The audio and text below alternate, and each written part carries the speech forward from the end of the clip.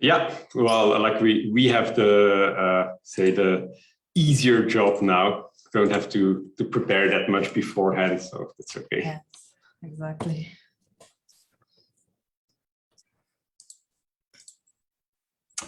I do hope we have. Okay, we are 3 people present already. I see. Hello.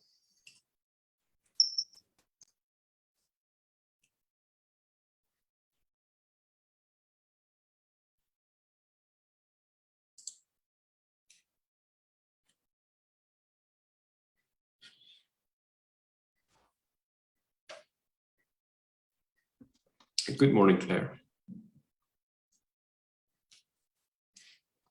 Hello, everyone.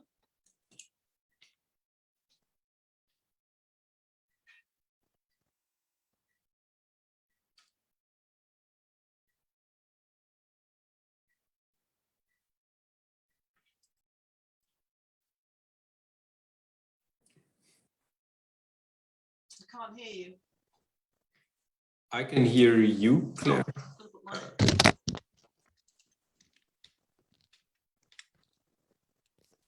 Well, that's better. Hello.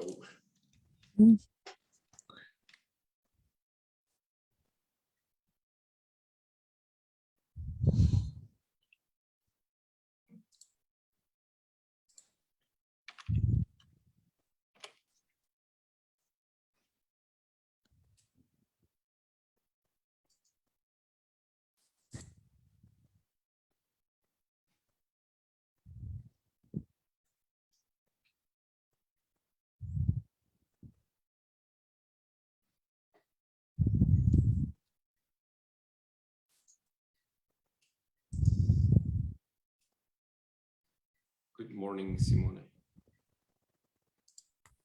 Morning. Morning.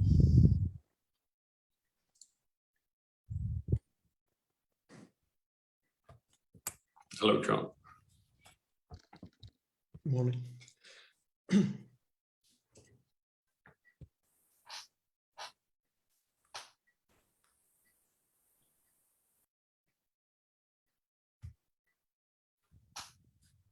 So at least we have our speakers here already, which is always the most important part to.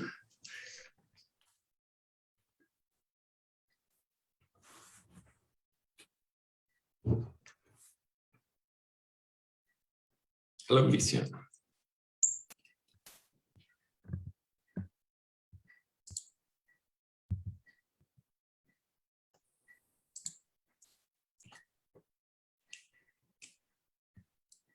Hello, good morning, everybody.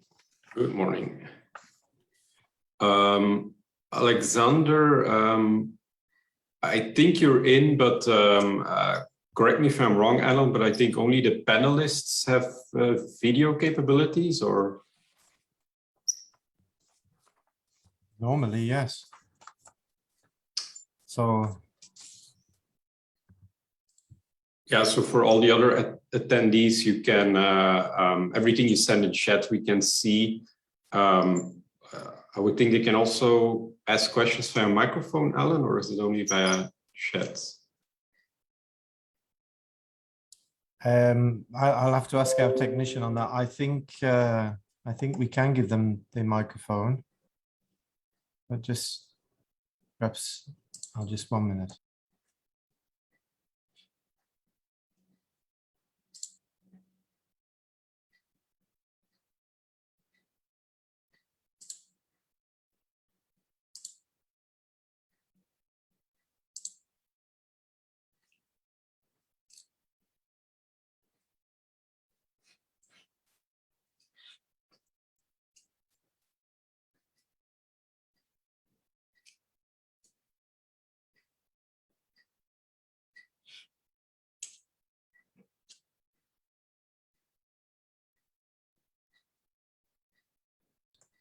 Okay, so normally, if the questions we'll take in the Q&A. So if people have questions, if they could put it in the answers and questions, not the chat, but the answers and questions. Normally, we won't give the voice or the video to anyone in the audience unless there's a specific situation we can authorize it, but they won't be able to do that automatically. So what we'll do, we'll be flexible, but so in principle, questions, please, in the questions and answers box. And if there's a major desire or someone would like to speak and there's time, we'll take it on a case-by-case basis. So we'll do it that way. So thank you, everybody, for coming today. I'm going to try and organize the questions, and I'll also perhaps pose a few questions myself to try and keep the debate a little bit dynamic.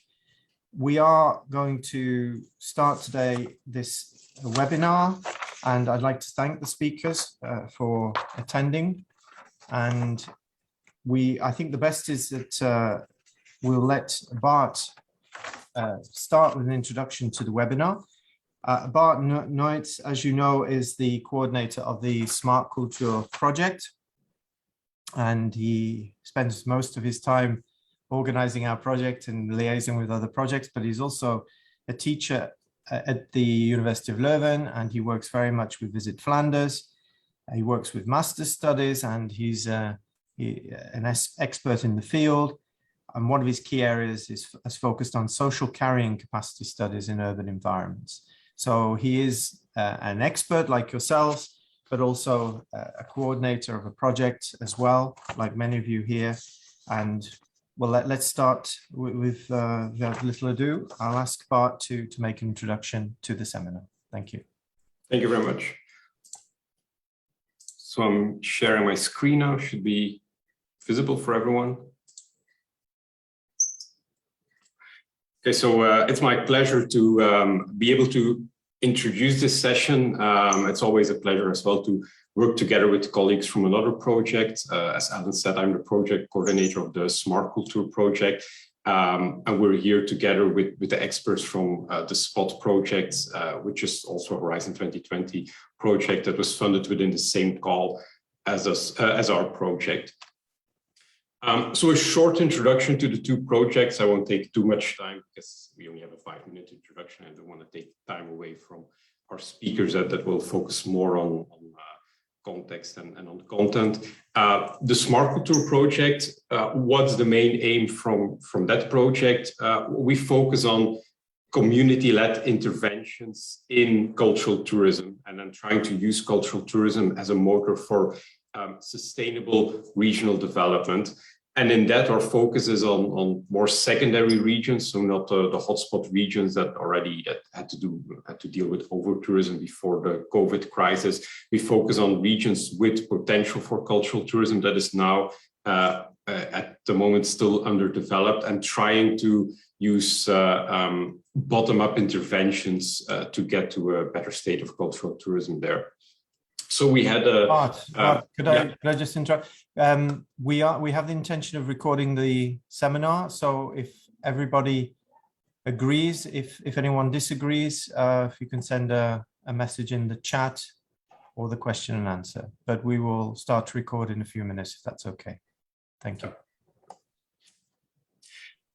So what part of the project was to look at cultural tourism interventions, what is already happening throughout Europe in a practical sense, and that will be presented by Simone and Moretti from BUAS later in this session. And then we try to adopt certain best practices of those interventions within communities of practice. So we set up 6 living labs where we work together with local stakeholders to look at what are the visions for cultural tourism, what are the strategies we can adopt here, what are the products that we can work with.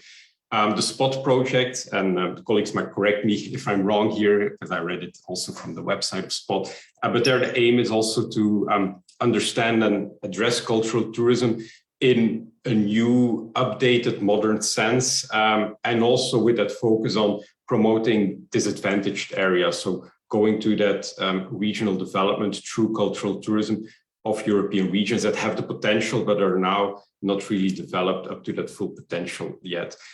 Interesting there as well is that their model of cultural tourism widens the scope towards an updated definition that more accurately reflects cultural tourism in the 21st century.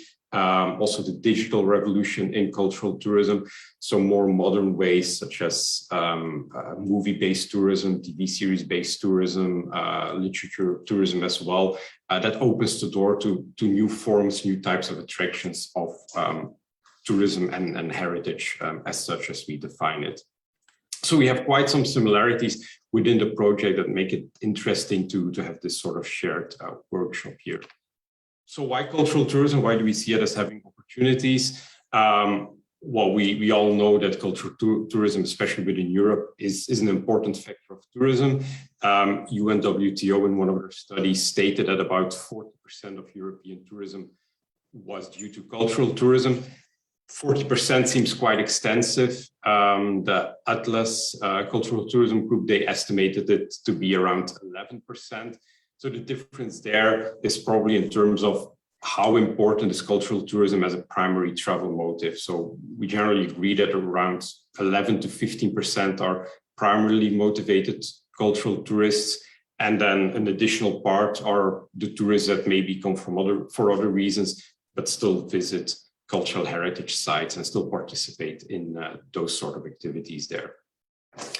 But we've also seen that there are increasing possibilities for new types of cultural tourism to develop. And that can be due to the maturation of the travel market and also the democratization process of heritage designation, where we get a wider and wider scope of cultural heritage.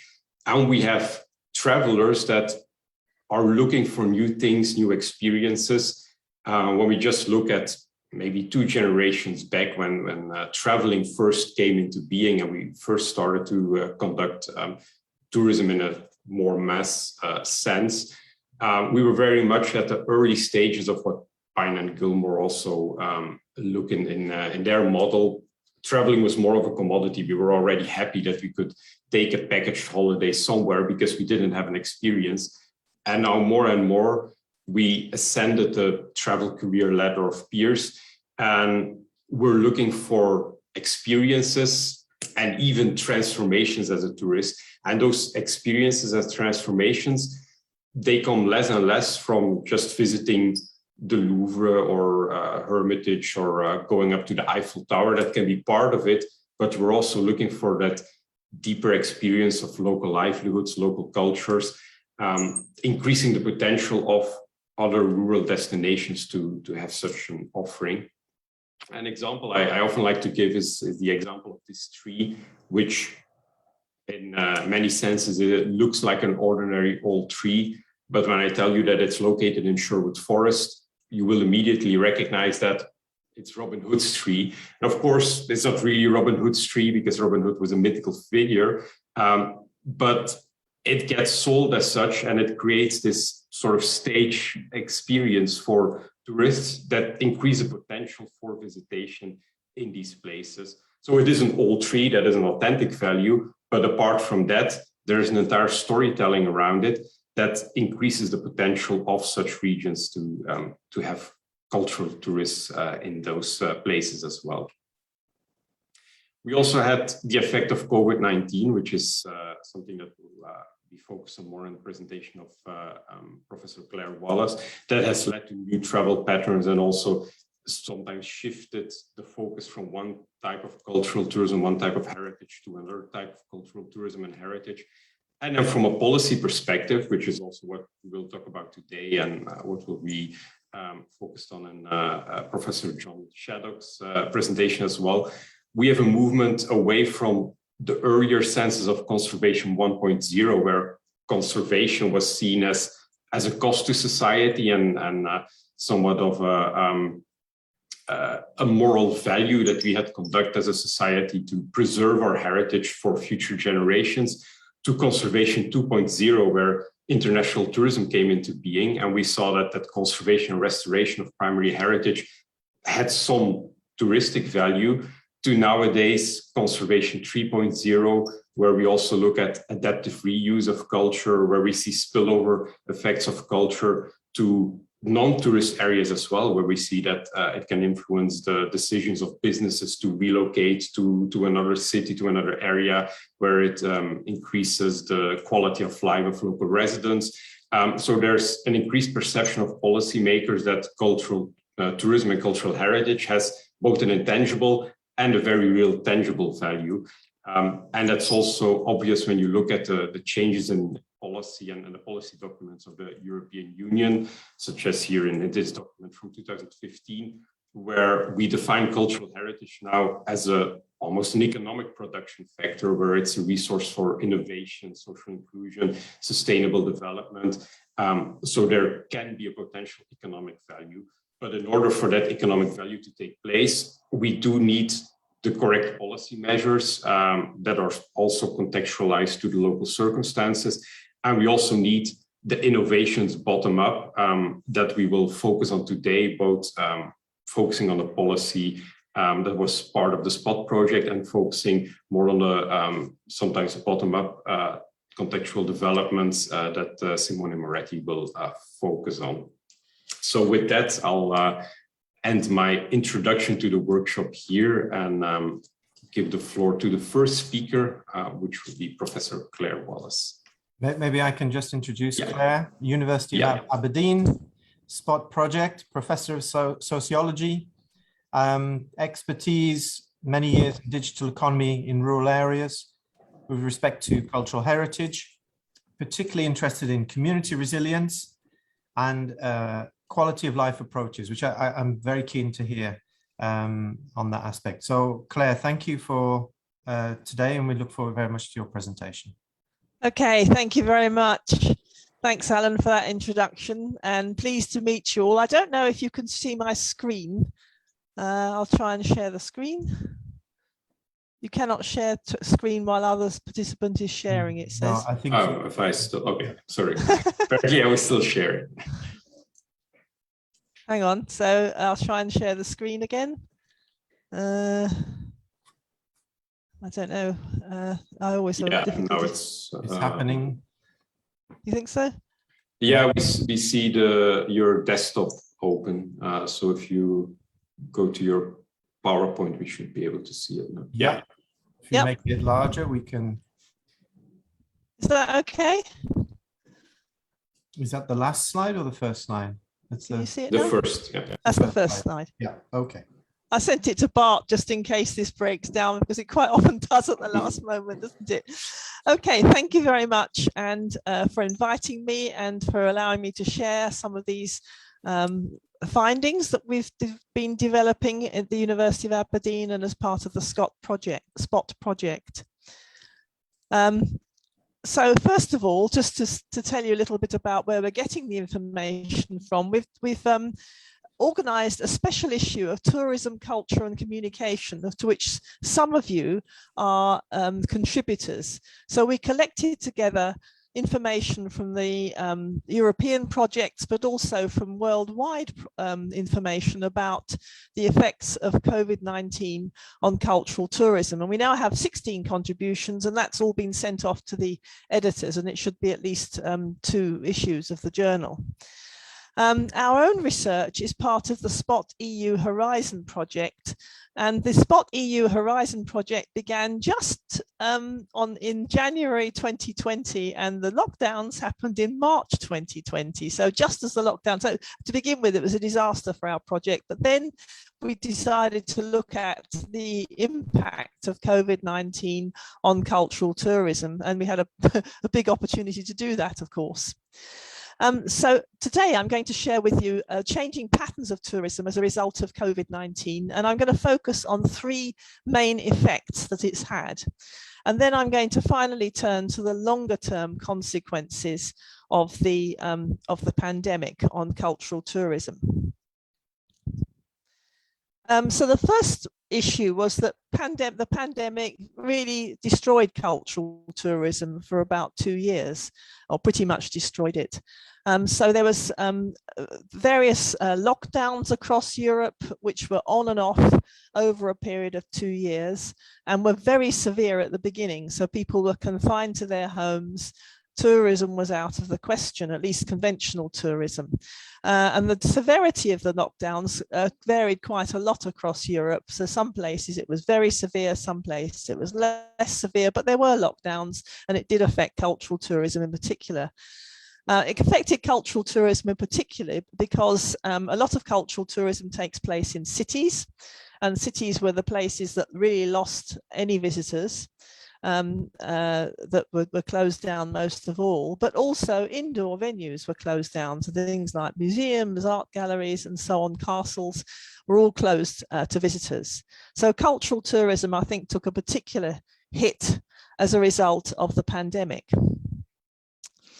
So travel, international tourism also took a particular hit because travel between countries became very, very difficult. So travel even anywhere became difficult, but travel between countries was particularly discouraged, partly because you had to get tests for going across the borders, and governments really tried to stop people leaving their countries and going abroad.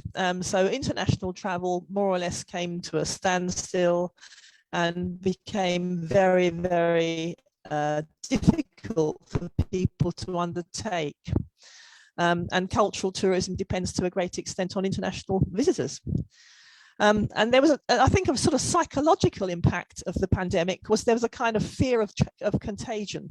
So people were afraid of getting infected, and they developed a kind of what one author has called a coronaphobia. So people were just very frightened of going to places which were crowded or places which were too far away. In case, for example, they fell sick and there were no health services, but it just became almost like a kind of psychological syndrome.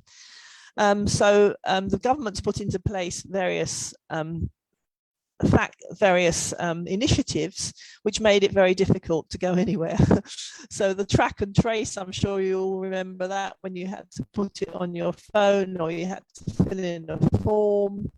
Constant testing, and then particularly when you crossed the borders, at least when you came into the UK, there was very expensive testing for coronavirus, which was done by private agencies. So it was just very expensive and very troublesome to go anywhere. And if you got any part of it wrong, you know, you were not allowed to, your flight was cancelled, or you weren't allowed to travel. So that contributed also to the coronaphobia. So people were confined to their national territories, and even within the national territories to their local territories. So the other thing was that as soon as you did start to open up, it was very on and off.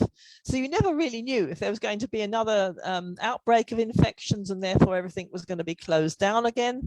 There was constant variations in the virus, which meant that new lockdowns happened, and they happened quite quickly, quite swiftly, and quite radically. And then when things did open up, quite often someone was ill, then the whole place had to close down. So there was all these requirements that meant that it was very difficult for businesses to pursue their businesses. And small businesses were particularly affected because they've got a small staff, they've got a low turnover compared to large businesses. They can't really carry that kind of level of loss over a long period. Now the governments did, I think most governments anyway, not everywhere, but most governments supported businesses in various ways through subsidizing employment for people who were not going into work or working from home, and also in many countries by subsidizing businesses as well. But it was, some businesses benefited from that, other businesses found it quite hard to apply for the subsidies, and often there were criteria that, for example, they had to be open for a certain number of for a certain period of time before they could apply, and therefore some businesses were excluded from those programs. And we found out, for example, in Poland that the EU recovery money that was supposed to go to Poland to help businesses and tourism enterprises didn't get to many places because of the political situation in Poland. So that's also in the special issue. You can read about that. So for the poorer countries, the EU recovery programme was very important. For wealthier countries, they didn't tend to mention that so much, but it was government support that was important for keeping businesses afloat at all. However, there were three main effects that I want to focus on in this talk. Effect number one was a shift from international to domestic tourism. So because there were sort of lockdowns were lifted or partially lifted during the summer period especially, that tended to stimulate some domestic tourism. So people tended to go to their own countries rather than go abroad, and quite often to their local areas rather than going even somewhere else in their own country. So people tended to visit local areas, and they were attracted, and many of the tourist venues try to attract people from the local areas, but also from the neighboring countries where there are neighboring countries. So for example, in Barcelona, they tried to attract people from France, but also from elsewhere in Spain. So that was one example of what they called proximity tourism, where they tried to get people from a close area, people who could drive quite easily in their cars to that particular tourist venue when it opened. And as a result of that, staycations, or people staying at home or going to places very close to home, if they were going overnight, became more popular. And also day visits, so people traveling for the day to particular venues rather than longer range travel. And the result of that was that many people discovered things in their local areas which they hadn't discovered before. So this has come out also in our surveys, that local attractions started to become more interesting for people, and they discovered things that did things that they perhaps wouldn't have done previously. So the tourism in your own country idea was also encouraged by government schemes. So for example, in the UK, they had a Eat Out to Help Out scheme for a while. So there was subsidies to places where you could eat if you went out to eat. So that was a way of stimulating businesses which were providing food. And in places like Poland, Spain, and Austria, there were vouchers offered to people. So some of the population could get these vouchers that they could spend in the local area, and therefore stimulate local businesses which were suffering from the pandemic. There was also a turn towards different types of accommodation, so particularly self-catering accommodation. And you can see this in the Airbnb offerings. So Airbnb, first of all, was really hit by the lockdowns, but now they're offering mainly self-catering accommodation. So it's where people can be in a private flat, they look after everything themselves, therefore there's no fear of infection and no fear of running into too many other people. Private transport started to replace public transport. So if people had cars, they would drive somewhere and therefore avoid meeting other people. Camping became very popular. So camping was something that just took off. But also camper vans. The price of camper vans shot up because they became very popular, because that was the way people could go on holiday. Also caravans. So this kind of self-catering, privatized type of accommodation, type of travel became popular with people because it was a way of avoiding infections and avoiding contact with other people.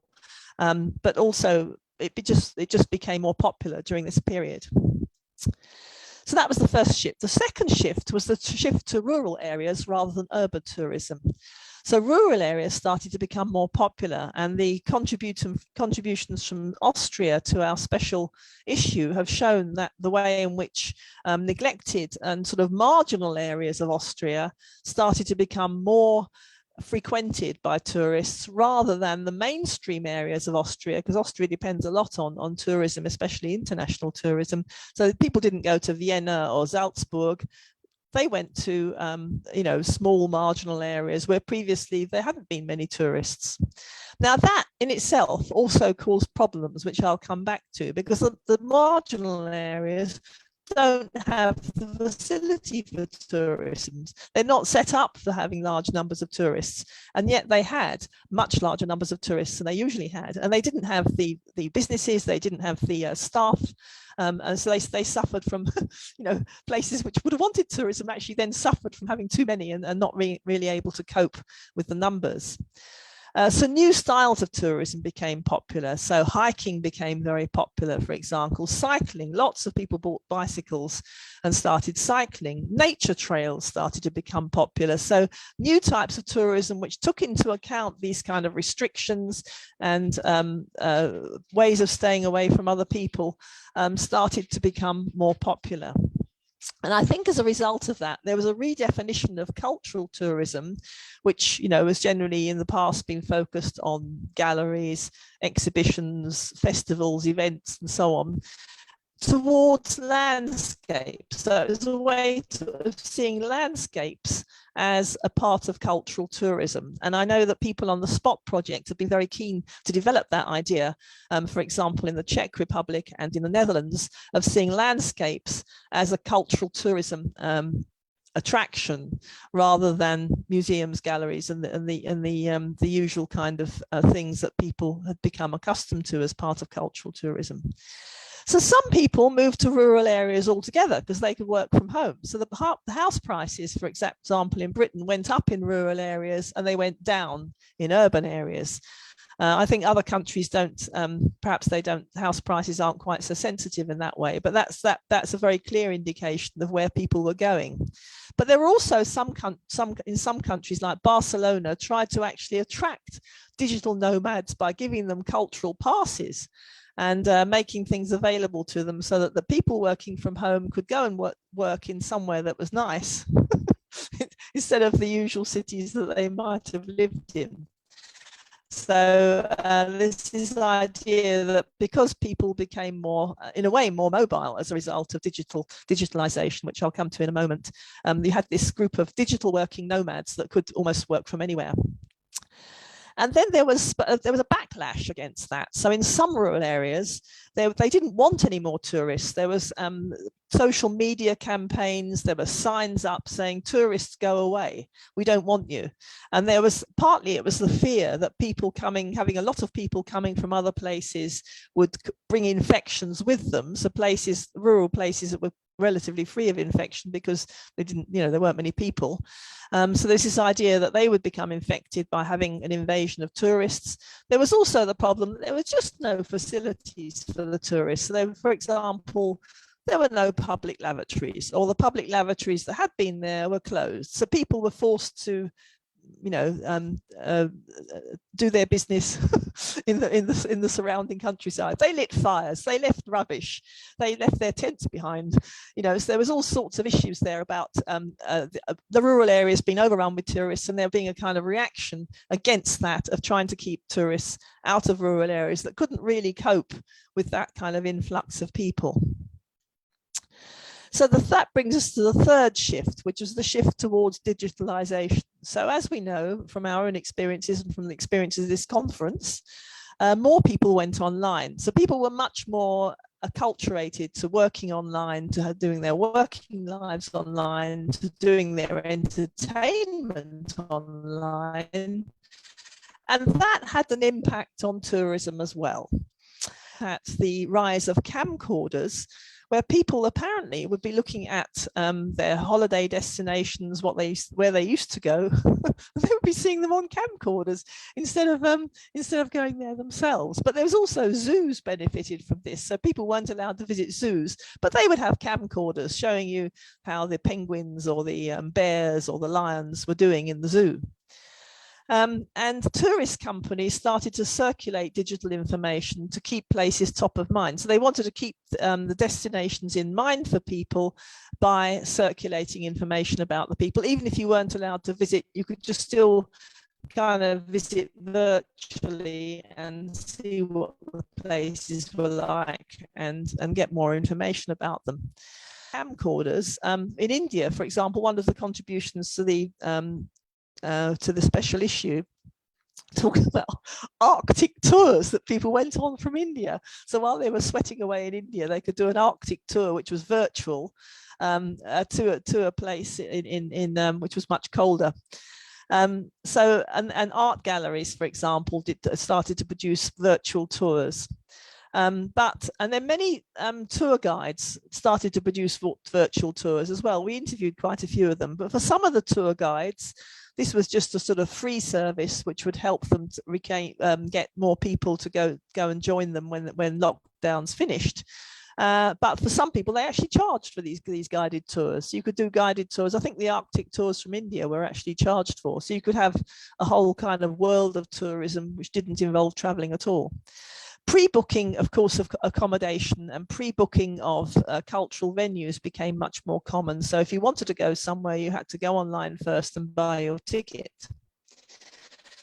And as a result of that, you had digital downloads instead of guides. So instead of having a real guide, a person or a book, or one of those headphone things that you used to get in art galleries, you had digital downloads on your phone. So they became much more popular. So there was various kinds of innovations around tourism in the digital field, and the new platforms like TikTok started to emerge.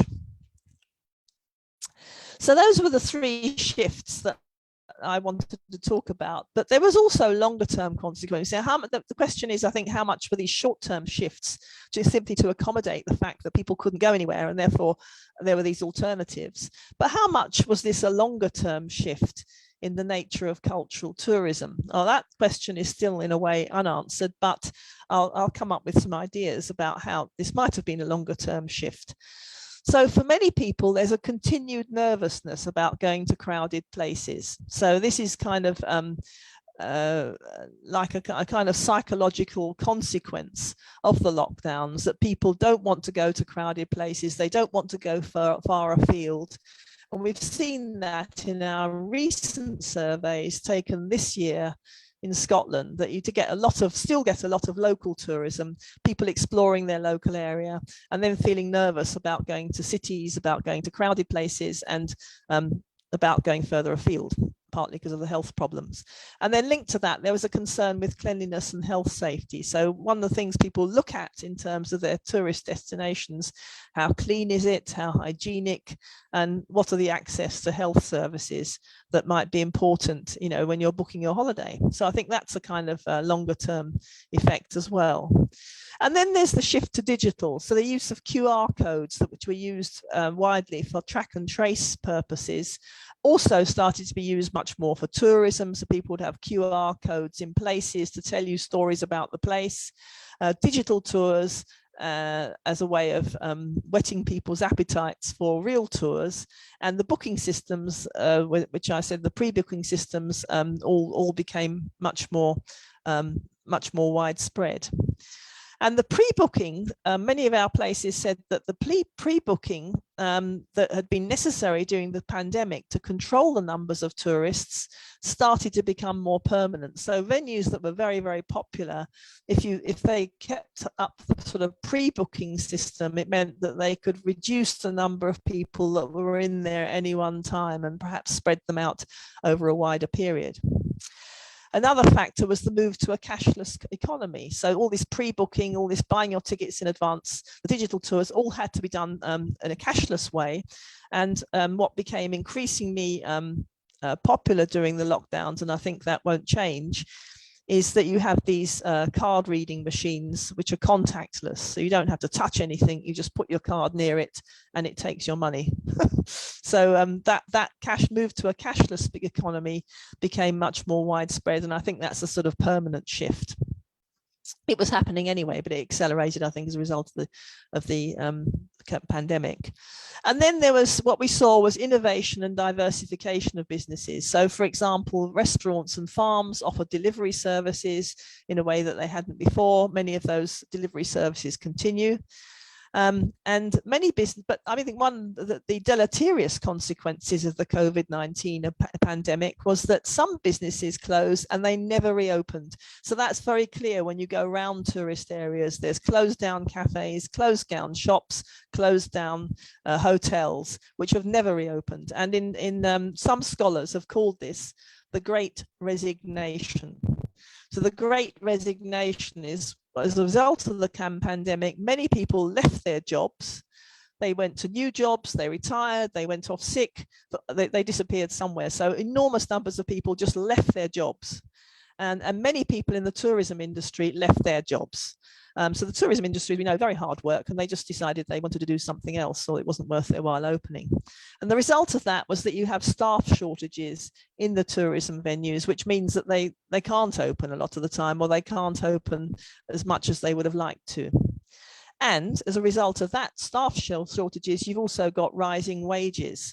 And in the UK, that was compounded by Brexit, because a lot of the casual workers that used to work in the tourism industry were people coming from abroad, and they no longer come to the UK as a result of Brexit. And so the result is that you have staff shortages and a real rising wage spiral. So I have a friend, for example, who has a hotel in Salcombe in Devon. He has to pay his cleaners and waiters 3 times what he paid them before the pandemic. So 3 times as much. So obviously that cost is passed on to consumers. You know, he has to pay a lot more to get his hotels cleaned and serviced. And so tourism became more expensive. So the conventional types of tourism became more expensive. There's higher hygiene standards, and there's a lack of staff, and the staff that are there have to be paid more. So I think these are some of the longer term consequences of the pandemic. It could also have good consequences. Maybe, you know, rather than relying on a casualized low paid workforce, the venues now have to train people better and pay them more. So maybe that's not such a bad thing after all. But anyway, it's one of the consequences. So thank you very much for listening. This is our little project team in Aberdeen who collected a lot of this information and have helped with editing the special issue of tourism, culture and communication. And if you want more information, that's where to look. Okay, thank you very much.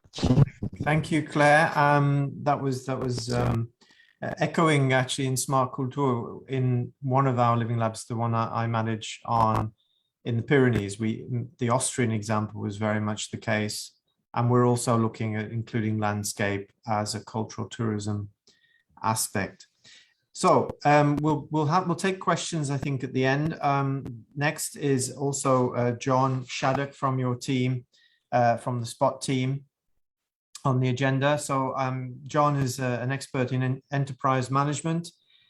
He's worked in many areas, experience in strategic management, policy development, interface between politicians and bureaucracies. That's interesting. And advised the European Council of Europe, local, regional, 25 years experience, impact of technological developments, which I think is very interesting now that we've sort of moved towards that, broadband, and the issue and the effect on social inclusion, as well as in many of his the arrows to his bow, so to speak. So thank you, John. If you could get started, thank you very much. Thanks, Alan. First, I'd like to thank Bart for putting this together. I think the idea of us sharing across the different projects is really positive. Thanks very much, Bart. I'm talking about the policies around cultural tourism, and also how those policies are experienced in practice. A couple of things first about the Spot project.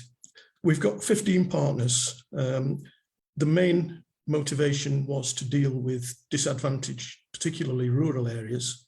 We were concerned about loss of population, leaving elderly people in rural areas. Economic regeneration is a big motivator in our project. And the other one is, the other dimension which we do stress is local ownership. And I mean psychological ownership, not just physical ownership. So we wanted our cultural tourism projects to be owned by local people, to be recognised by local people as being their projects, not just somebody coming in to extract money from the local areas. As Claire mentioned, we set off into the pandemic. So first quarter of 2020, we decided to set a benchmark to establish what policies existed. And that was our starting point. We managed to do that as the pandemic was starting, so that was useful. What we got was a trawl of all the national policies on each of our 15 partners, all the regional policies, and we also had a look at how they related to our case study areas. But we didn't just look at the policies, we looked at the policy influences. So we looked at things like Chamber of Commerce, how did they impact on the policies? We looked at trade unions, what were their policies in respect that we were trying to establish the policy space within which cultural tourism is operating. And I think we examined something like 200 different policies, economic, cultural, tourism, whole range of policies that impacted on cultural tourism.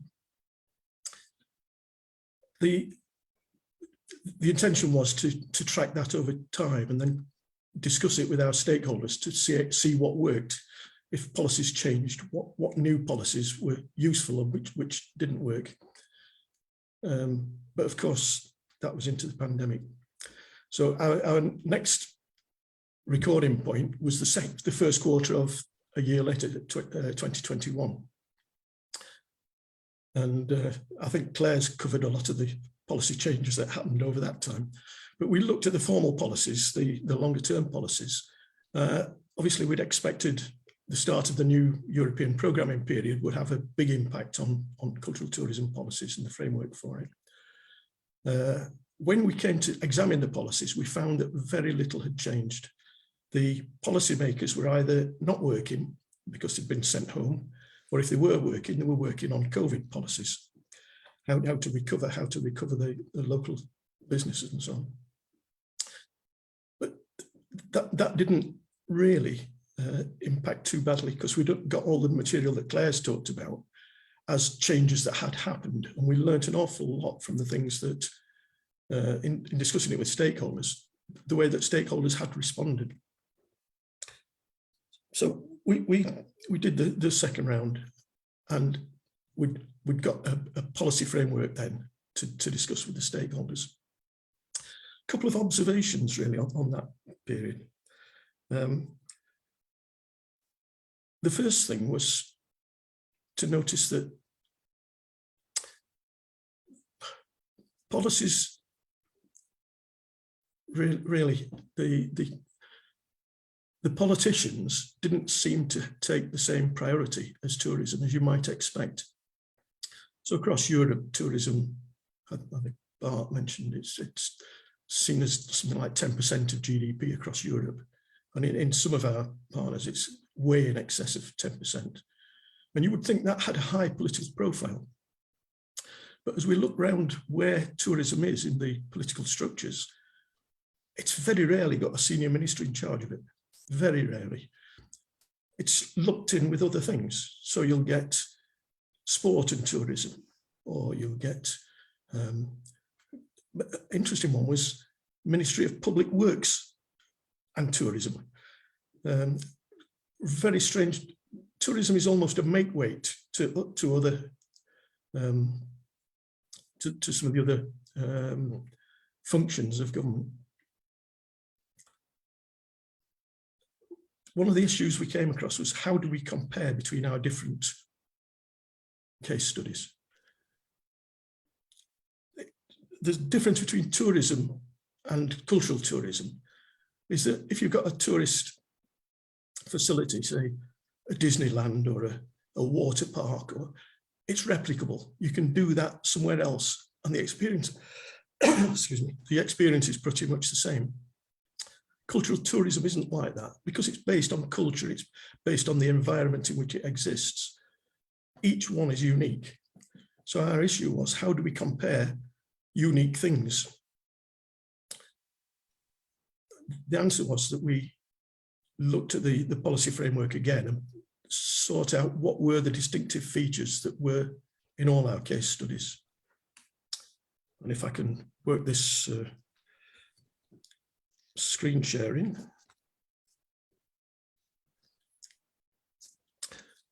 These were some of the issues that cropped up, and we discussed these with our stakeholders, and I will give a brief overview of what our stakeholders thought about each of these elements.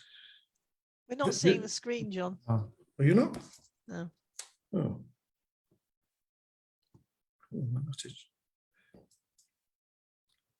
I think it's fine with you just talking. Yeah, I'll have to talk to it. Yeah. I've lost you now. No, still not coming up. No. Oh, beg your pardon.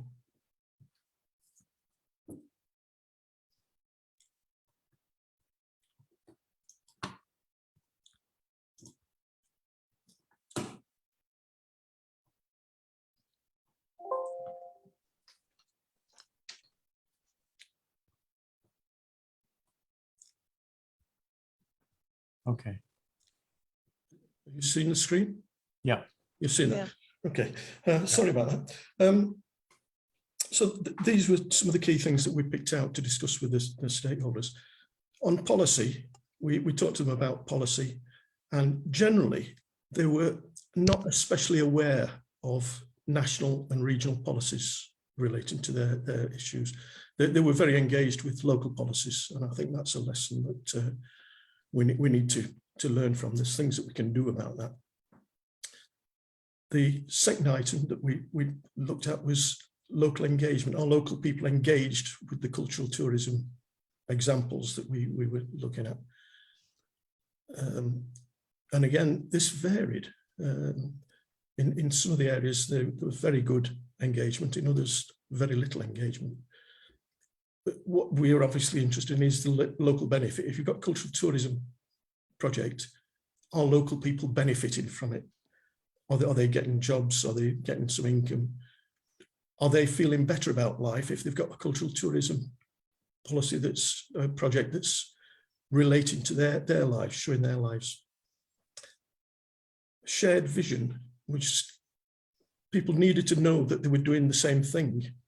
And we got a lot of comments from the stakeholders about how difficult it was to get and hold a shared vision in an area between the different partners. Sustainable and green agenda, high priority for some, absolutely not on the horizon for others. It was, for some areas, they were interested in industry and jobs. The sustainable agenda just meant nothing at all to them. The infrastructure, we needed to check whether you'd got the infrastructure in place. Have you got hotels? Have you got restaurants? Have you got the transport infrastructure to get people there and get them out? And have you got them in the right combination? There's not much point having loads of tourists coming in if you can't deal with them.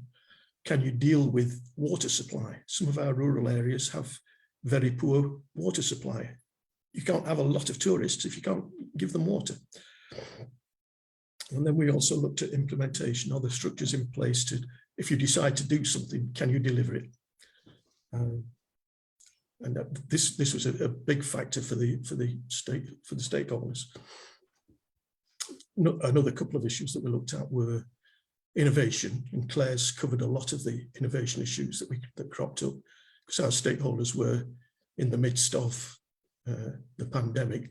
Obviously, they were looking to do new things, develop new products, in fact, basically learn how to survive.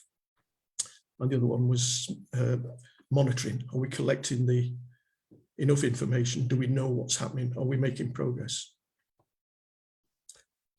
So that was the elements that we used and discussed it with the roundtables. We had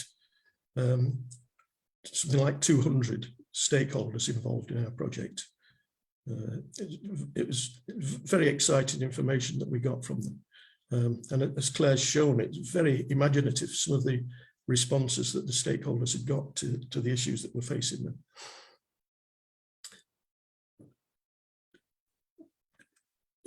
stakeholders generally agreed that we needed to be doing those things. But the question is, how do you do them all?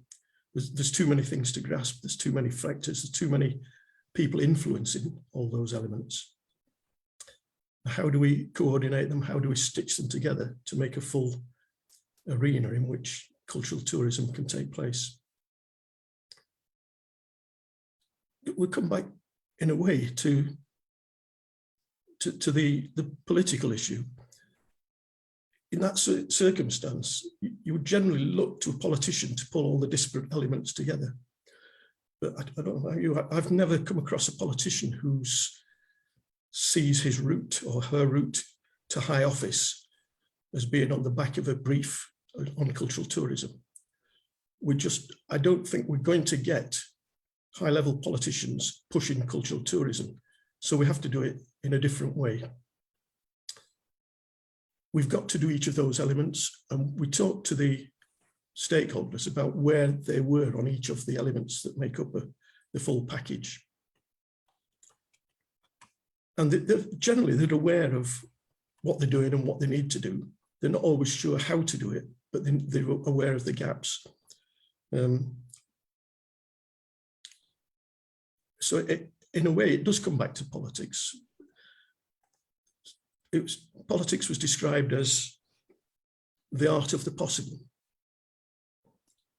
That's Bismarck said that, but I wasn't going to drop that in. So it's a bit name dropping that we don't need to do, so I'm not going to do that bit. But the art of the possible is really where we are on cultural tourism. You can't make progress on all those areas, but you can make progress on some of them. So I think the message from the work that we've done on policy is you can't do it all, but do what you can.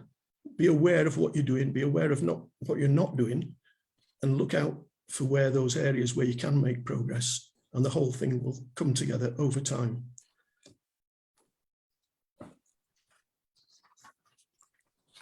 Okay. Thank you, John. Okay. I think that's a good move now towards the next presentation.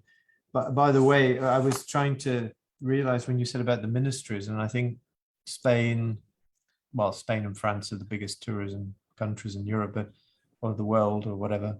But in Spain, it's the Ministry of Industry, Commerce and Tourism.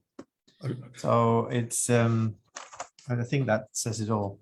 I've got one for you, Alan. In Scotland, it's quite easy because Scotland has the competence for both culture and for tourism. So Scottish National Government is responsible for those things. But last week, I thought, I wonder what's happening for Britain as a whole. So I looked up the British example, and I couldn't find tourism, but I tracked it down eventually. It's in the Department of Digital, Media, Culture and Sport. So somewhere in there is tourism. It's not high profile. We'll come back to this because I think, as you said, the lack of understanding of the importance of tourism in the economy is at the heart of that. But I think what Simone Moretti from SmartCulTour is now going to tell us about cultural tourism interventions, and I'm sure many of these issues will be echoed. He's going to talk about taxonomy, best practices and lessons learned.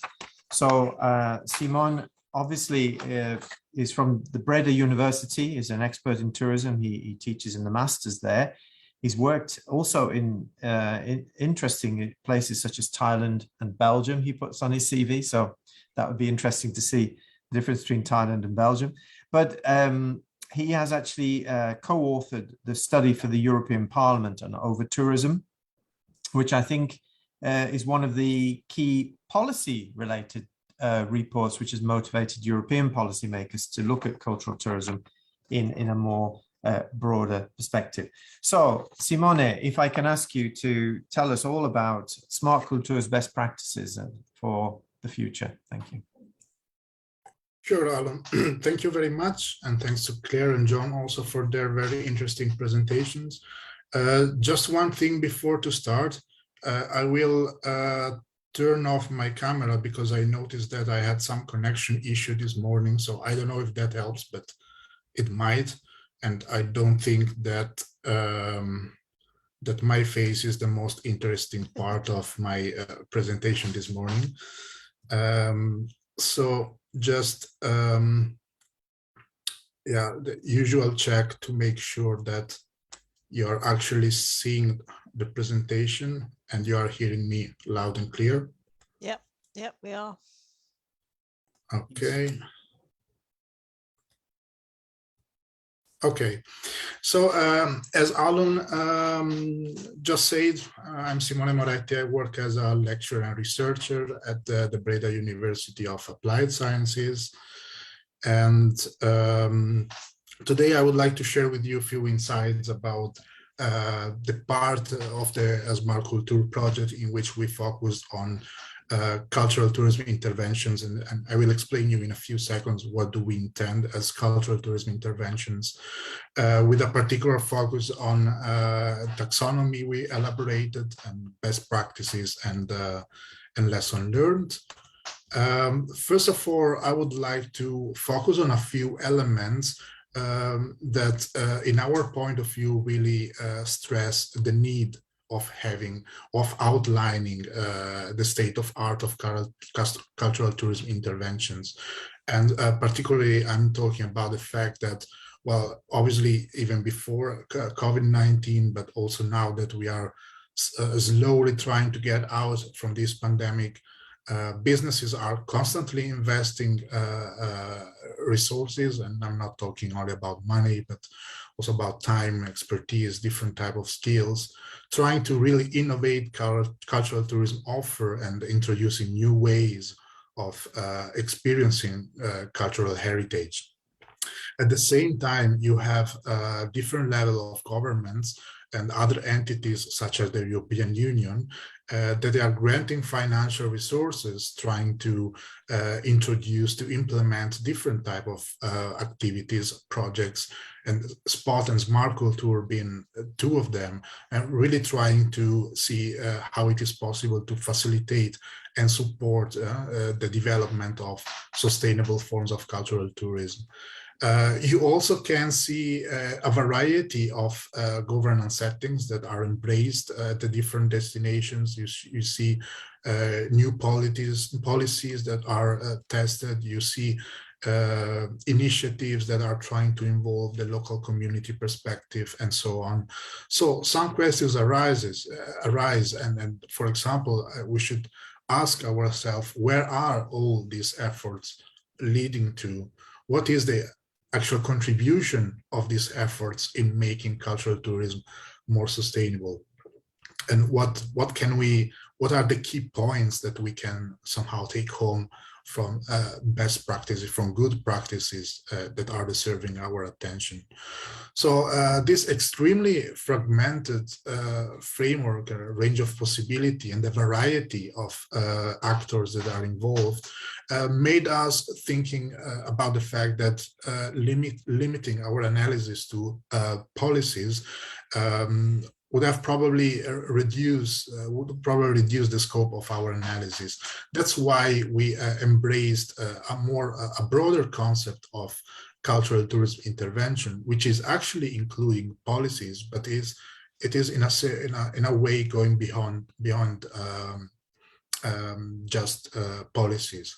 So we define cultural tourism intervention as purposeful actions that can be planned, initiated, conducted by a variety of different stakeholders, obviously including public institutions and public governance actors, but also including NGOs, private organizations, businesses, local community actors, individuals, and basically any form of collaboration or partnership among them.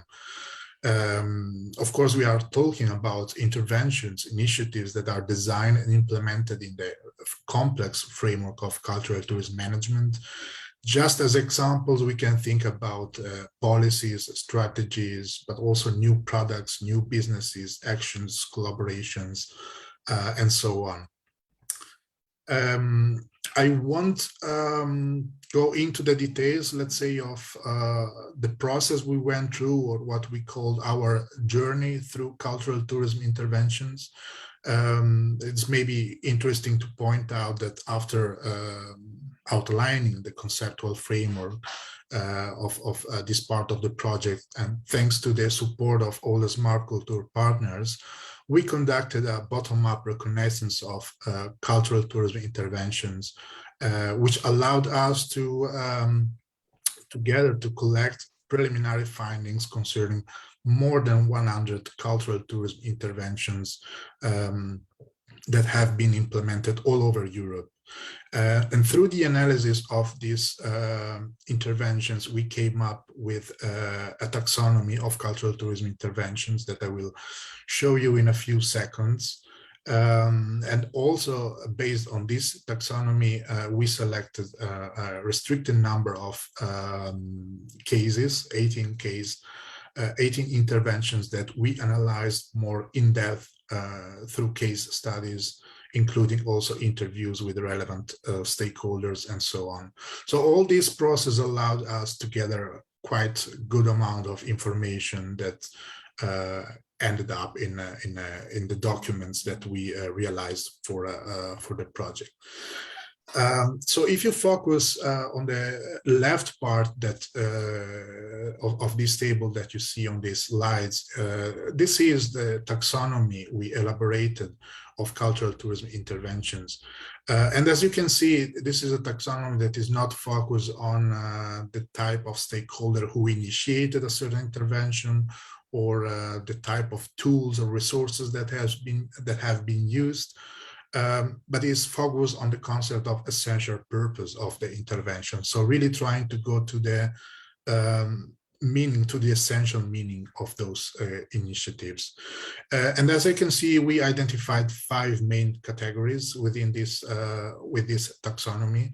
The first group basically include interventions that were mostly focused on protecting, restoring, and safeguarding either tangible or intangible elements of cultural heritage. A second group is more focused on the concept of developing and innovating either skills and knowledge and expertise, or products or cultural experiences. A third group focused more on it's including intervention that were mostly focused on interpreting and understanding cultural heritage. A fourth group revolved more around the concept of involving and connecting. And when we talk about involving and connecting, we can refer both to stakeholders or to elements of cultural heritage.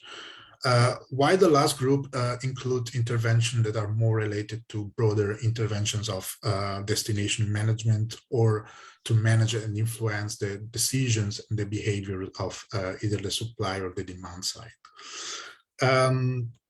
We also, as I mentioned before, for each of these 5 categories, we identified cases that seem to us particularly interesting, because of they were kind of very well represented in the meaning of these categories, and also because of the scope of the project. And we analyzed all of them more in depth. Obviously, we don't have time today to go through all of them, but when you can check on the SmartCulTour website, and when you go to the dissemination section and to the deliverable subsection, you will also be able to find a document that is called Cultural Tourism Intervention Towards Sustainable Development. It is a PowerPoint that basically functions as a portfolio, including relevant information for all of these 18 interventions. In this slide, you can see an example. In this case, it was concerning an interventions on the historical villages of Portugal. And you find some basic important information concerning the context in which the intervention was initiated and implemented, what the intervention consisted of, basically, who was involved in designing and initiating this intervention, what resources were necessary, what were the most significant impacts, and either actual impacts or expected or perceived impacts, and some key points that we can learn from this experience in terms of success or limiting condition on lesson learned. In the same section of the website, you will also find a more extensive report on the state of art of cultural tourism intervention, which take into consideration all the amount of information we were able to gather.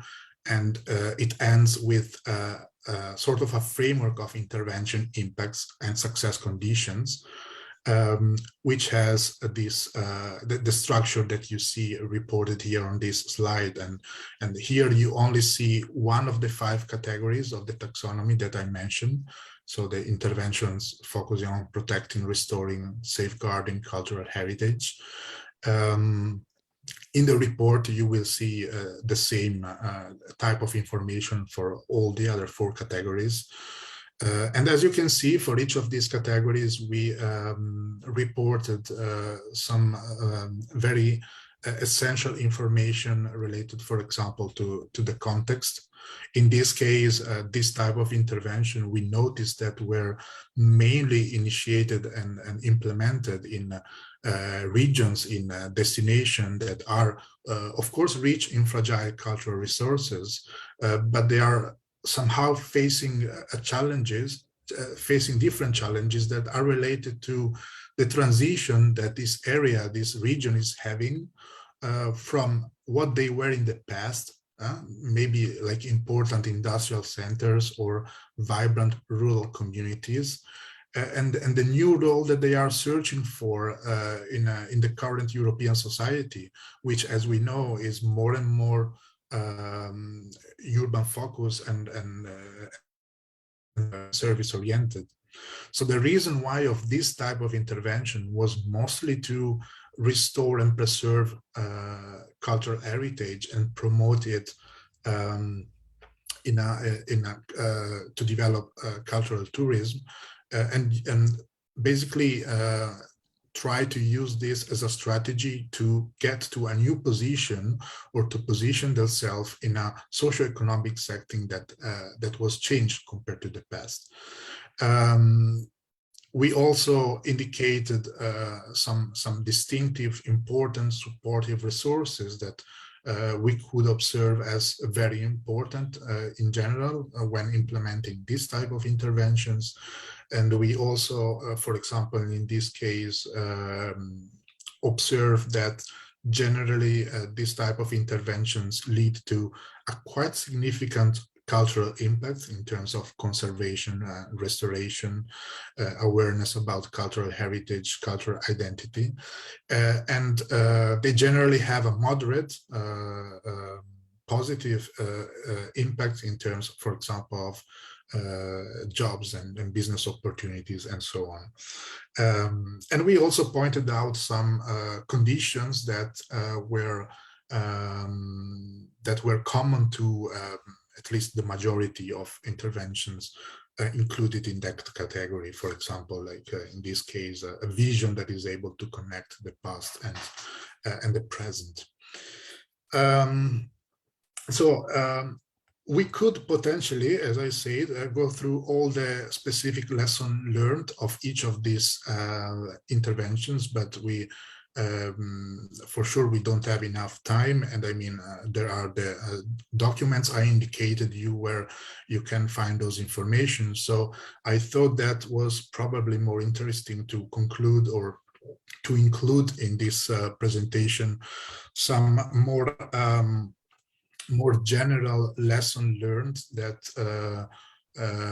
some key points we can somehow take home from an overall analysis, an overall view on the work we have done. And the first point I would like to stress out is this concept of looking at problems as opportunities. What I want to say is that, of course, you can always you can always start from let's say what is going already quite well, or you can start from the strength of a destination or from the strength of a region, and obviously there are opportunities to do good things, but really focusing on a problematic situation, on what is not going well, on abandoned realities, on subculture of minoritarian groups, on challenges such as the lack of cooperation and understanding. Those are really very often they are representing unseen opportunities where a lot of potential of improvement is it's there, and they also represent situations that if they are not tackled or solved, they can also undermine what is actually going well at the moment. And if you look on our website, again in the blog and in our documents, you will see that we also suggested some tools, such as a tool that we the House of Quality, as we identified it, that really helps to rationalize the decision-making process, to understand and to decide what type of intervention might be more effective in a certain destination, in a certain context. And this tool really helps to identify and to focus where are the biggest gaps between the needs of stakeholders when it comes to develop cultural tourism in a sustainable way and the current situation of a certain region or a certain area. Because that's where there are the biggest margins in terms of improvements. Another key point or key themes is relying on this, being aware of the importance of certain expertise when implementing certain strategies, certain type of interventions. I mean, culture is a very complex matter. When we talk about culture, cultural identity, it touches really, very sensitive elements. And when we talk about cultural tourism, this becomes even more complex because we add another layer of complexity related to, the structure of the tourism industry. Of course, depending on the type of interventions, you really need to make sure to have on board a certain expertise. And in the case studies, we analyzed expertise related to anthropology, sociology, ethnologists, conservationists, but also legal experts. They were actually really making the difference. As I'm stating here, you can put a lot of money on a project or an intervention, but if a part of this money is not related to acquiring the right type of expertise, you can probably expect limited type of impacts. When you have enough money for a certain type of intervention, and part of them are used to acquire the right expertise, you can generally observe more significant impacts. And another key point that seems to be almost, common sense, but is very often not recognized in its importance, is really the necessity to take the time and the space to develop a dialogue that is leading to a vision on the future, which considers the perspective of different stakeholders. And this probably connects back to some of the challenges that John was also mentioning in the previous presentation. When you're able to actually reach or agree on this shared vision, then you have more opportunity to generate what we call like kind of a systemic impact that is not an impact related to just a few stakeholders, or is an impact that is generating conflicts and so on. And I'm almost concluding. mentioning the power of edutainment. So interventions that are able to combine education and entertainment. We are seeing that more and more visitors are appreciating when they can be entertained more than when they can only be educated. So it comes down to really create the synergies between the educational value and the entertainment value of cultural heritage. And of course, you have different tools that you can use to generate a certain type of interactions. Storytelling techniques are becoming more and more used, games, and also the use of technology. And I would just like to use this last slide to connect probably to the next presentation, stressing out, of course, the power of technology that can be used often to also to solve and manage or mitigate challenges that are probably going beyond cultural tourism. For example, visitor flows management and so on. But it also, technology can enable new opportunities, opportunity to experience culture in different ways, like in the example of that we analyzed in the project, the example of Brabant Remembers app. But I'm not going to share any details on this case because that's basically the topic of the next presentation. So I will just stop here my presentation, and I hope I managed to give you an overview on some of our results, and I will leave the floor to my colleagues.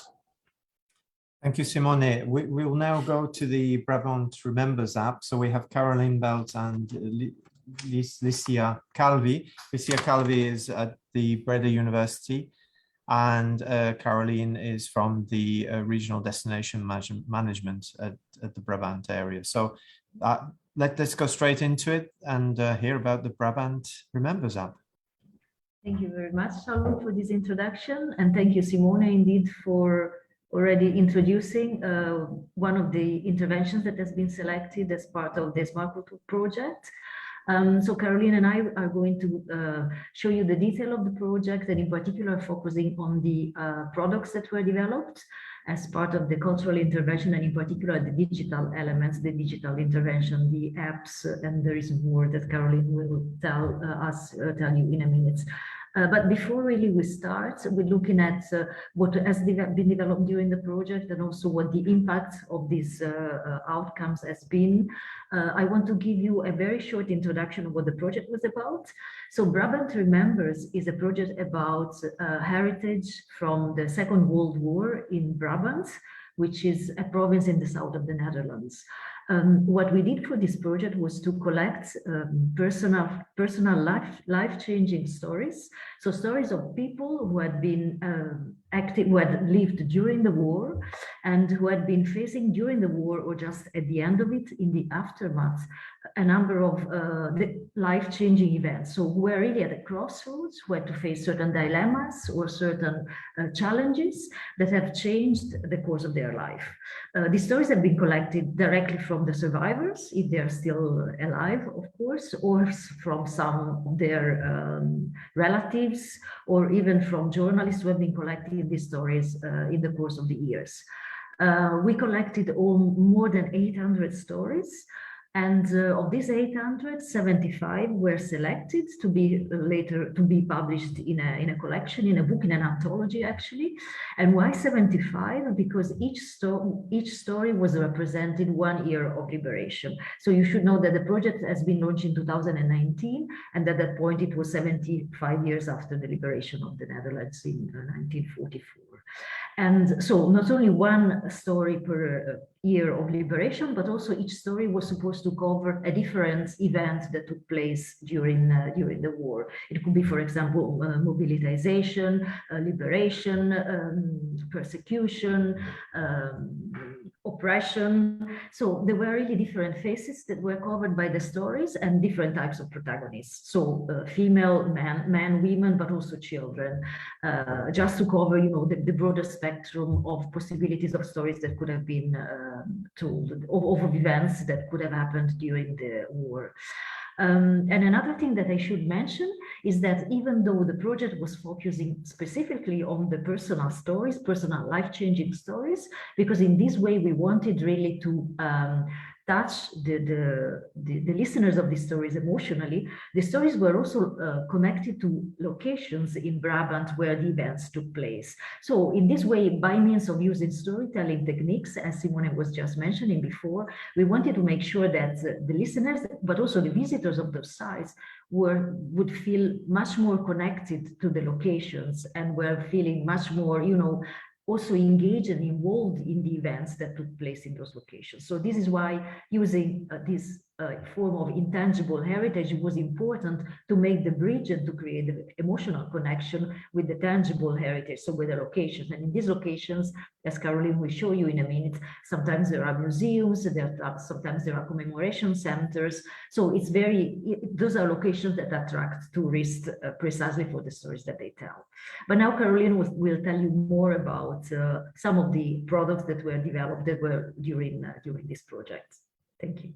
Yes, lovely. Thank you for this introduction, Lisa. I'm going to try to share my screen as well, including the sound. Give me a moment. And I hope I can still see you, all of you. Let's see, I think you now can see my screen, if I'm correct. Yeah. That's lovely. Okay, well, mainly, of course, Alicia already introduced it. I'm here today to tell you a little bit more about Brabant Remembers. I'm working as a project coordinator at Visit Brabant, who is one of the stakeholders who's behind this whole program.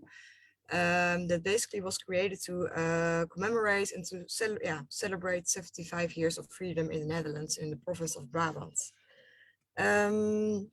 The goal was organized to mainly preserve and enhance the World War II heritage in Brabant. And we also tried to connect the younger generations to the stories of the past. And also by telling these stories, but linking it also to current situation in the present day. So to give them some lessons and to teach them, that the choices people had to make then are still relevant today. We did this by organizing a marketing communication strategy campaign. Mainly to attract a more and a broader audience to this World War II heritage. But we also invested a lot in professionalizing the sector and get more funding and more money to these people to really make durable activities and also innovative activities. So basically, as Alicia already told you, the personal stories were the basis for this whole program. We selected these 75 stories with the local community as they could hand in these stories. And then we got back to them, and together with these local communities, we started to create this cultural program. And on the other hand, we also tried from a bit more bottom down strategy to create iconic public as well to attract more international visitors. So as you can see on the left, this is south of Brabant in the south of the Netherlands.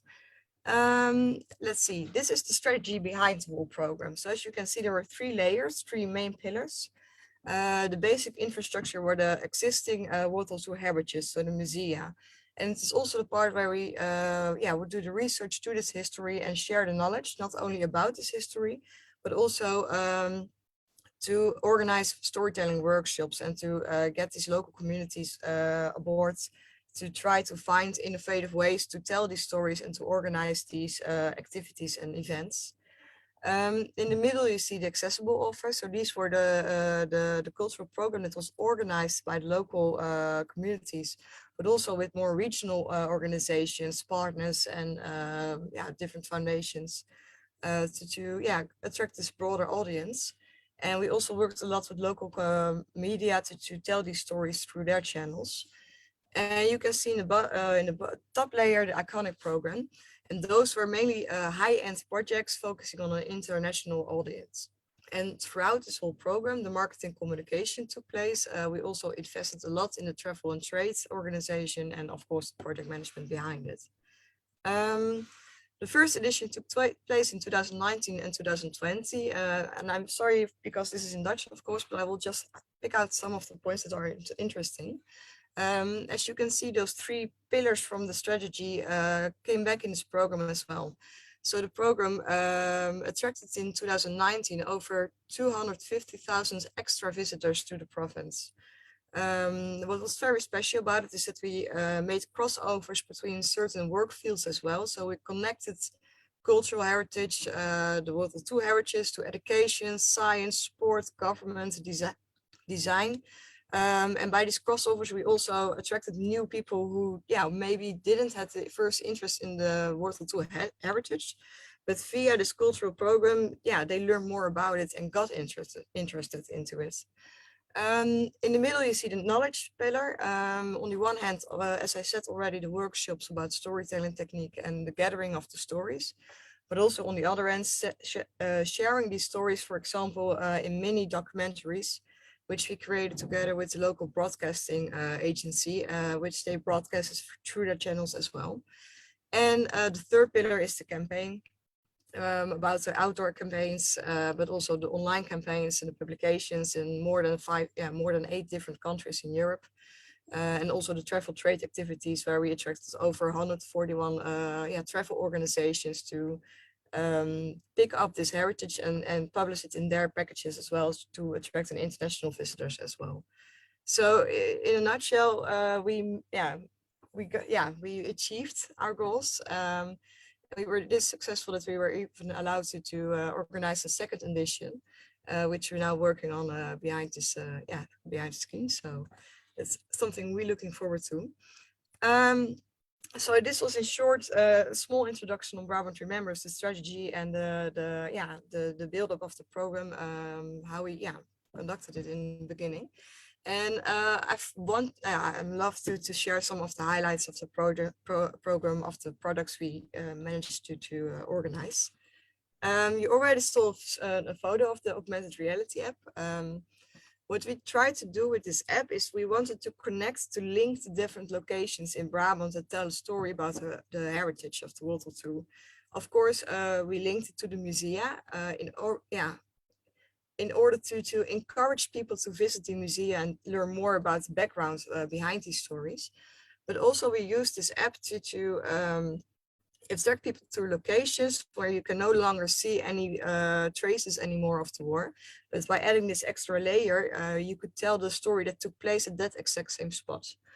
At that time, it was quite unique. We had a scoop. It was the first time in Europe that this kind of technology was used with this application for these kinds of storytelling.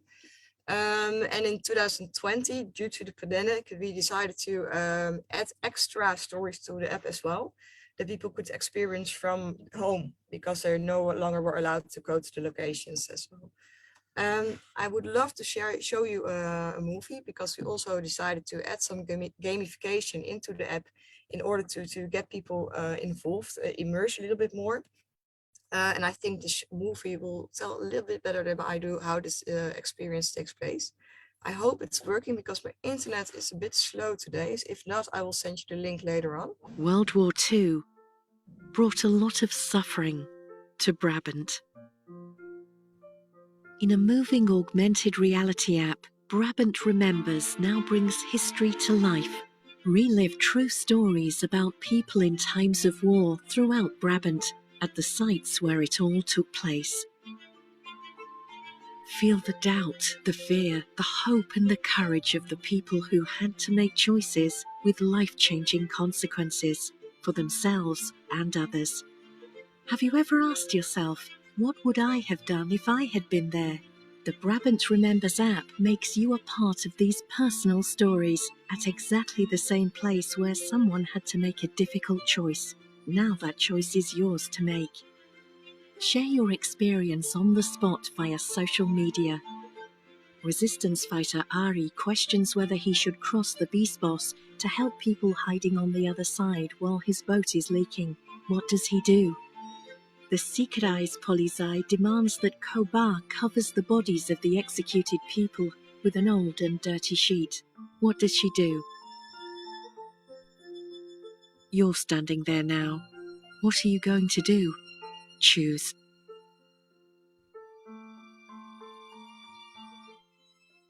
So I hope that gave a bit of an impression World of War the augmented reality app. Another installation created was the Dilemma Maze. This was placed in Bergen-op-Zoom between the English and the British and the Canadian Commonwealth war cemeteries. And it was an art installation where people could walk in, and they had to make 3 choices: to flee or to hide, to get in resistance and to fight, or just protect your family, because otherwise the consequences would affect them as well. Or and basically what people did, they walked in, had to make a choice in the past, about the past, and make another choice. And the last choice, dilemma that was asked them, that was placed in current day, so current situation from the present days. And we didn't want to make a judgment about it because people were still able to choose and without any consequences.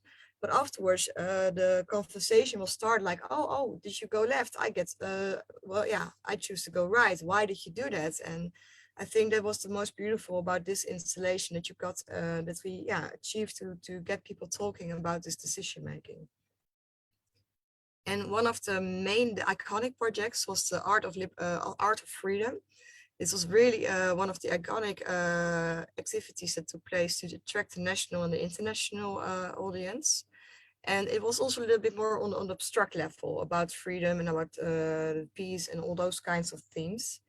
This took place in 2020, and right after the opening weekend, due to the pandemic, we had to shut it down, unfortunately. And I'm really happy and pleased to tell you that it will retake in 2023. So we're now preparing to organize it again. And 3 of these events I would love to show you. First of all is the Airborne installation. It is placed near the Wings of Liberation Museum in the Best. And it resembles the over 6,000 paratroopers who were dropped here during Operation Market Garden. And you're able to walk underneath it and just look up to have a feeling of the impacts of this operation by seeing so many people coming down with a parachute. And on the other hand, it was also a symbol for the start of the liberation. So the feast and the peace that the paratroopers bring with them. And even by night, it was more special because then we used projection on these white flags on this canvas to show a little bit more impressions about these drop zones. So that was quite impressive. Another one was Panorama IJsselstein. This is the only German war cemetery in the Netherlands, and over 30,000 people are buried here. So only that is already quite impressive, because as far as you can see, you can only see white crosses on these fields. And together with 2 companies, we created the sound landscape over here. So by night, you could walk through this cemetery, and you had these opera singers who just with sounds and songs, not tell the story, but make you feel and experience the story. So throughout you would just feel how useless it is, because it took so many lives this war. And the youngest people who are buried here are only 14 years old, and maybe did not have a choice. But on the other hand, also soldiers of 50, 60 years old are buried there who actually did have a choice. So it would really also again is a conversation starter, like, wow, this is something we are not allowed to let it happen again. And the final one I would love to show you is the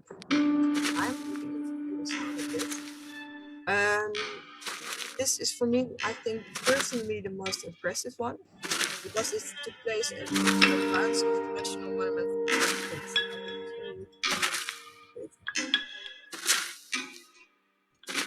And basically what we did with projections, with people walking by, and you had no idea what their purpose was. Were they just passing by? Were they prisoners? And then we even added modern people.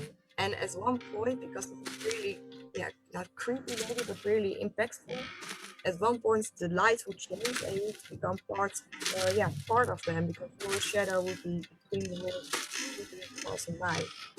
And this was really impactful, because you can think, it starts giving you an idea of thinking about what you're doing again. Are you just an innocent bystander? What is your part in the story that's been that you are telling here? And how does it make you feel? Are you just looking, or are you part of it? And I think that especially at this location, because it is a former camp, it was really impactful. Like, okay, you have a decision, of course, again to make. If you're just passing by, just want to look at it, or if you take action and become part of it. So I know this, of course, this topic is not the most fun to talk about, but it's really special to work with this kind of heritage, because it's so meaningful, and there's so many meaning behind it. And so it's even in current days so important to talk about these values of freedom and liberation, and the difference between freedom and peace and those topics. So I would love to invite you to follow us online, because we're going to organize a second edition of Brabant Remembers. And I just hope to be able to welcome you all once at one of these activities. So if you have any questions, please shoot. And I think I'm now going to stop sharing my screen, because this was the presentation for now on Brabant Remembers. Thank you, Caroline and Lucia, for introducing that. So we're running a little bit late, but I think if you agree, we could carry on.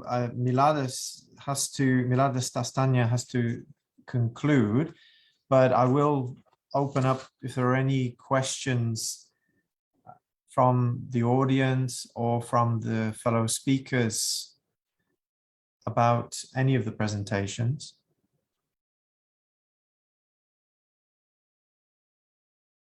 I can't see any. I have a question, and I have a few, but so Claire started off. We started off with COVID and about the changes that COVID brought, but won't we just get back to normal and just forget about this in a few years' time? And I think John can also answer with Claire there. I think we're seeing a movement back to normal, but I think that some of the shifts have been permanent. So the shift to digitization, and we just had this very interesting presentation from Caroline Belt. I mean, it's clear that some of those projects were started beforehand, but you know that this has kind of moved us much more quickly into a digitized world, which can take various forms. So I think that's just happened, and we're not going to go back on that. So there's some things that have changed, I think. I think there's also an appreciation of different markets. So one of the reports we got from Barcelona was that because they'd had to fall back on domestic tourists, suddenly they've discovered that domestic tourists are actually quite useful, because they don't take as much demands on accommodation, which is a major problem in Barcelona. And some of the other issues with changes to the markets that they can appeal to just seem to be really set in, and the stakeholders were appreciating new ways of looking at things that they'd just not really appreciated before. It was very interesting how the stakeholders had reassessed a whole lot of issues as a result of the pandemic that had just not occurred to them before. So I think there are lasting changes. I'm going to ask another question a bit linked to that, and it's also linked to the meltdown in the transport sector, airline industry at the moment, and it was echoed in both Claire's and John's presentation. John mentioned the prioritization of tourism amongst policymakers. Isn't this related a little bit, that no one was on guard or on watch while the tourism industry was decimated? And then people just think that it just takes care of itself. Is this part of the problem?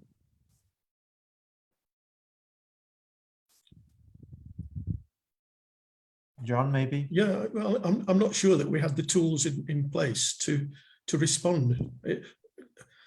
It's all right expecting individuals to respond to it, but if we don't have the structures in place, we would never experience anything that hit international travel to the extent that it did.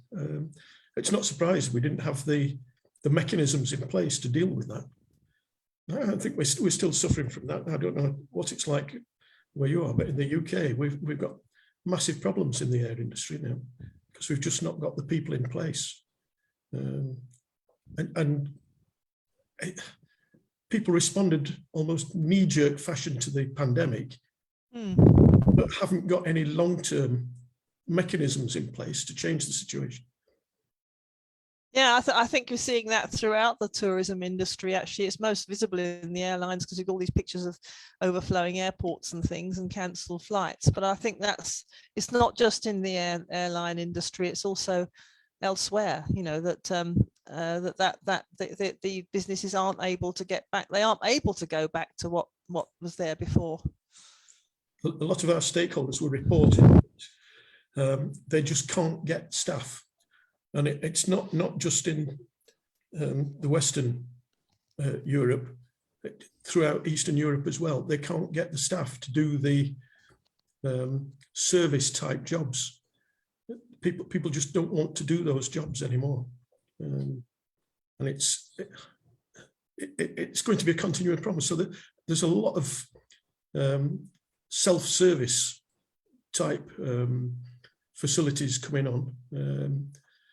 Where sort of self-service meals rather than served meals and so on. And it's that I don't see where that changes in the immediate future.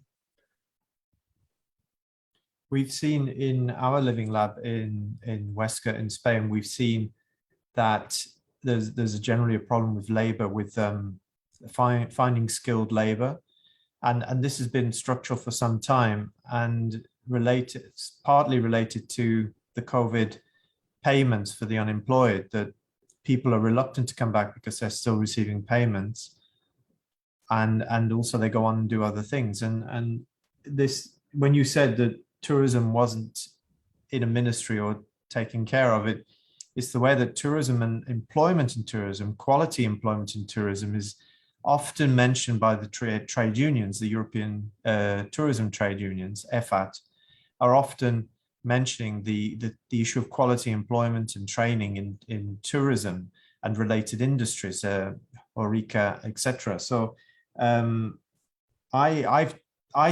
sort of concluding, and I'm not going to do the conclusion, but it was one of the things I took away from this, that there's an issue with employment there, and also the employment contract between the industry and the workers.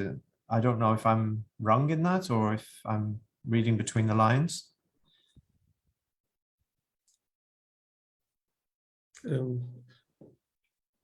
Sorry, are you saying that the high quality jobs in tourism are not being trained for?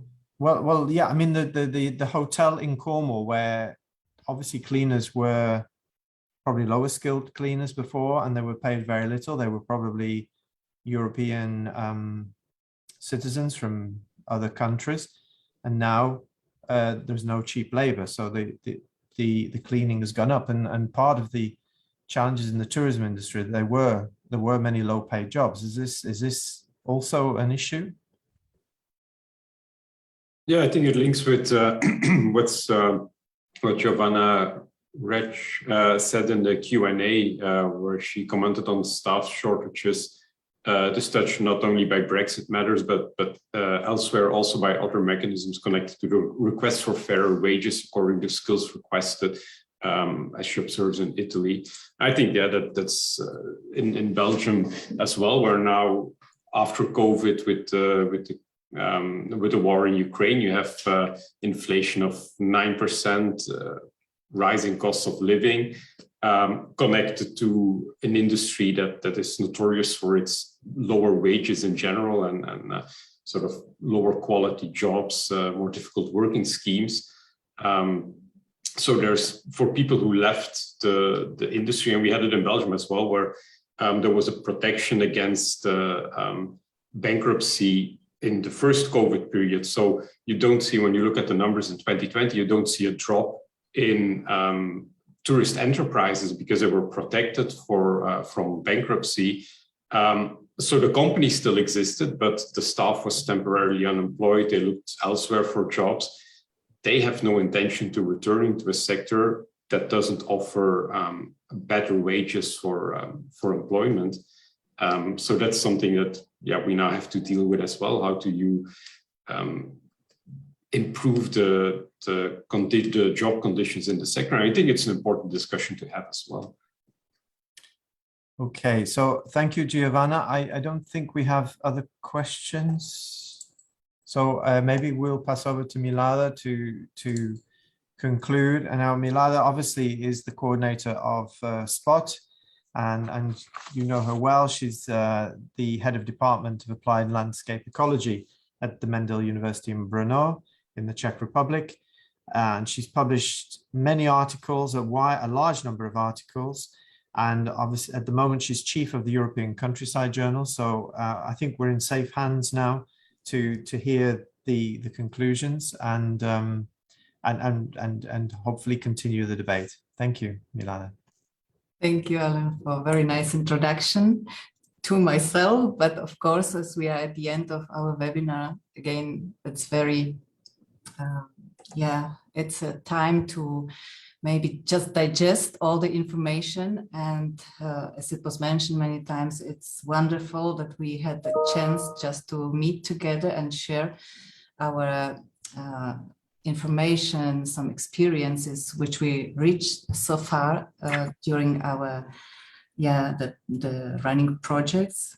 And yes, as it was mentioned here, we had very nice introduction by Bart, just about matching both project in the particular issues. And here we could see really some clear indications how much we really need to stress the tourism policies and practices which we would like to deliver on the particular stakeholders level, let's say. And this was nicely connected to the current, hopefully not current, I would say the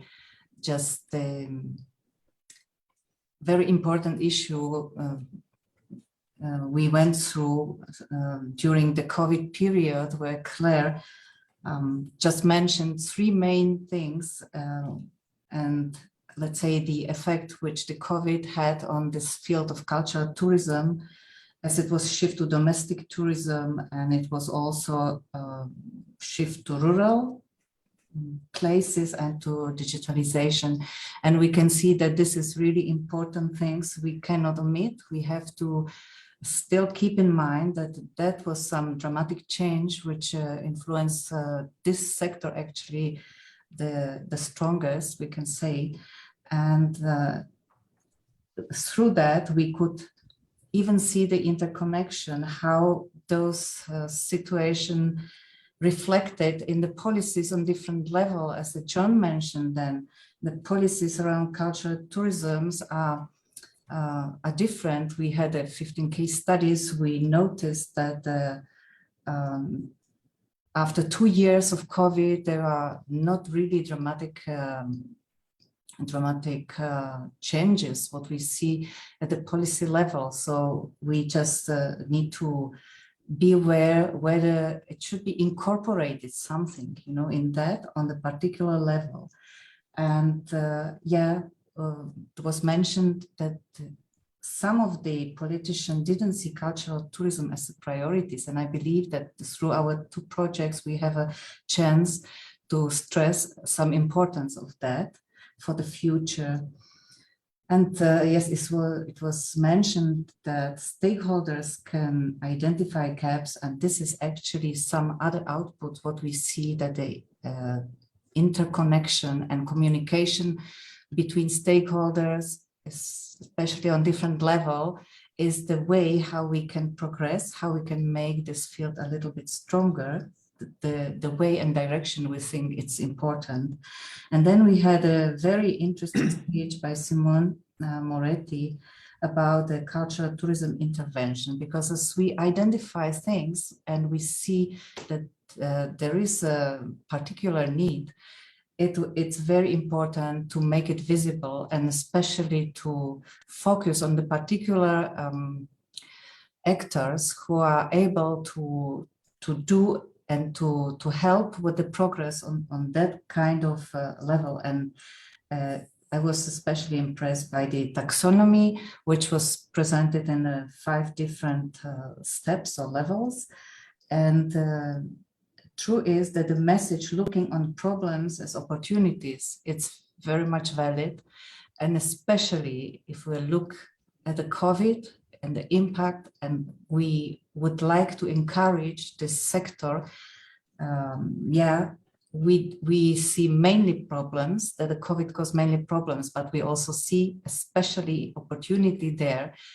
First thing is about the digitalization, but we didn't mention here strongly that those places, over-touristed places, they suffer of a lot of tourists, but they struggle to put this particular measures to limit, let's say, the visitors in particular places because of the profit. Now they might set some new tools, and that actually the timing, which is very favorable for this kind of changes. And yes,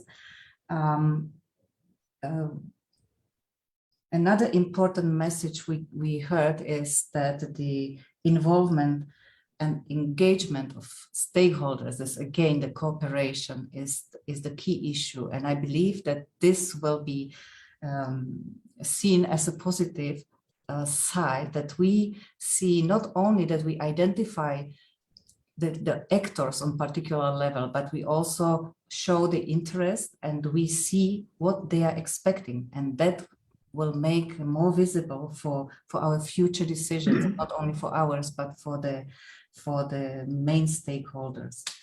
And yes, as a beautiful example, what we saw at the end was this presentation by Alicia and Caroline, which was really impressive and fascinating, that such a things which we know they are, even the topics can be connected, from the tangible, intangible sides, but not only that, but it can be interconnected through generation to make it still kind of attractive that the young generation can learn. And by using and connecting those technologies, it makes a fascinating example. And I believe that this is also kind of good practice that's actually about the webinar, the state of the art in European cultural tourism policies and practices. There's something in the hands we all have, we can deliver and present, especially some clear examples will make this topic really, it will bring higher importance, maybe something what is expected and what we all like to have. So I believe that's just wrapping up all that, what we just heard. And thank you all for coming to join us at the webinar. And I believe now, Alun, maybe you can have the last word for that. Well, I'm going to give the last word to Bart, and I'd like to thank you all for well, more or less keeping on time, but it was very interesting. So thank you, Bart. If you could say goodbye as the coordinator. Yeah, thank you all for accepting the invitation, also for the people attending to allow us to go a little bit over time and sticking with us throughout. And it's always a pleasure to also working together with other projects, seeing what's happening there, looking at the touch points we have and we share together. And I'm sure we'll find common grounds to work together in the future as well. So thanks a lot, everyone, and wish you a nice afternoon today. Thank you, everybody. Goodbye. Bye-bye. Thank you. And safe travels.